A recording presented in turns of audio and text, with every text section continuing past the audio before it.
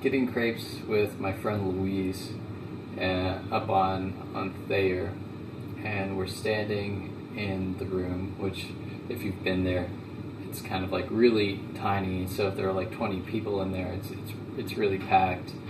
And we're waiting in line, and while I'm waiting, someone starts poking me in the back, and I hear this sound of this guy's voice, and he just keeps on saying like, "Dreadlock, dreadlock," and so I turn around, and it's this crazy looking dude. He's probably homeless.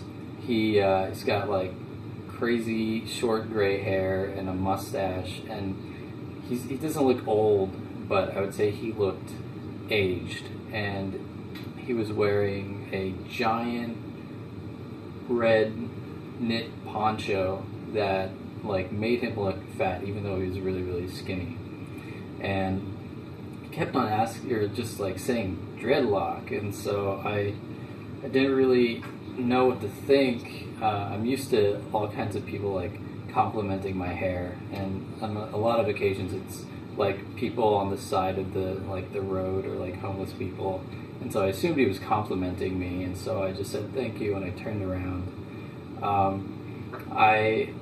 I kept on kind of like waiting in line, and he starts poking me again, and he says the same thing. He's like, "Good luck," and so I turn around again, and he's holding out his fist like he wants me to, like, I don't know, like shake his hand or like give him like a fist bump or something.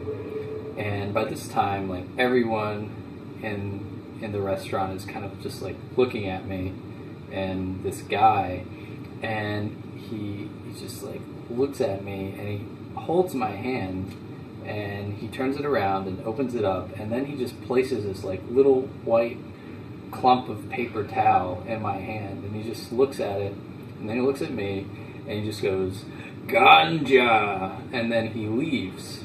And before he leaves, he just looks through the window and just does like this crazy like peace sign type thing, and he takes off. And I look at this, I unravel this piece of paper towel, and it's just like pot, and he just gave me weed inside this restaurant, and everyone saw, and it was just kind of, it was really surreal. And I guess like I get stereotyped a lot for doing drugs or whatever, but this is actually the first time I was ever just given weed out of nowhere. Like, this guy just came into the restaurant because he saw me in the window to give me weed. It was kind of weird.